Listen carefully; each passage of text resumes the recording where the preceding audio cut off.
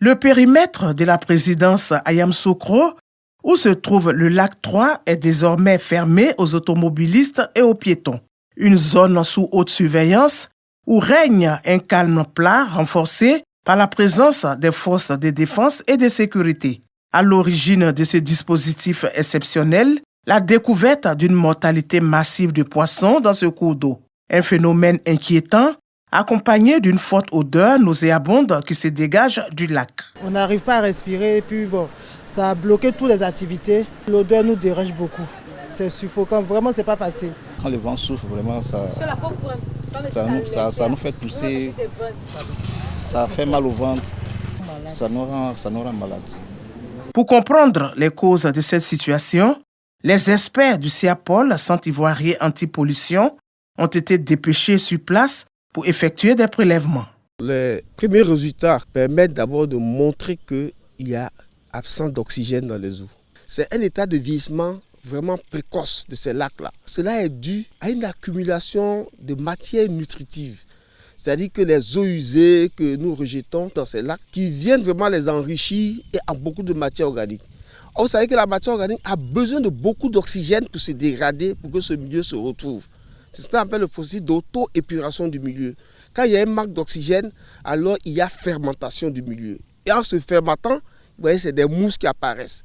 Et ces mousses font que l'oxygène manque dans le milieu et les poissons qui s'y trouvent sont pris dans un piège et sont étouffés et ces poissons commencent à mourir. En effet, ce lac est devenu au fil du temps une véritable poubelle pour les riverains. On remarque quand même que c'est un quartier, malheureusement, branche anarchiquement les forces septiques sur les ouvrages de drainage qui sont à niveau, qui ont pour le chute les lacs. Du coup, déjà, tous les lacs de Yamoussoukro sont contaminés. C'est un problème qui est réel. Face à l'urgence, un comité de crise présidé par le préfet de Yamoussoukro a été mis en place.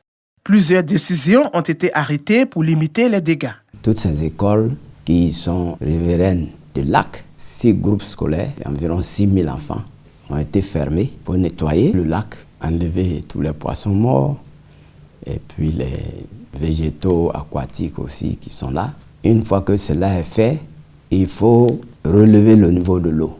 Le district de Yamoussoukro compte une vingtaine de lacs, véritable richesse naturelle, mais pour les préserver, une prise de conscience collective s'impose. Il y a des rumeurs qui courent pour dire que cette odeur serait consécutive à des cadavres qui seraient dans le lac. Je voudrais dire que cette rumeur n'est pas du tout fondée. En attendant des solutions durables, les autorités appellent à la vigilance et à la responsabilité de tous pour protéger ces écosystèmes fragiles.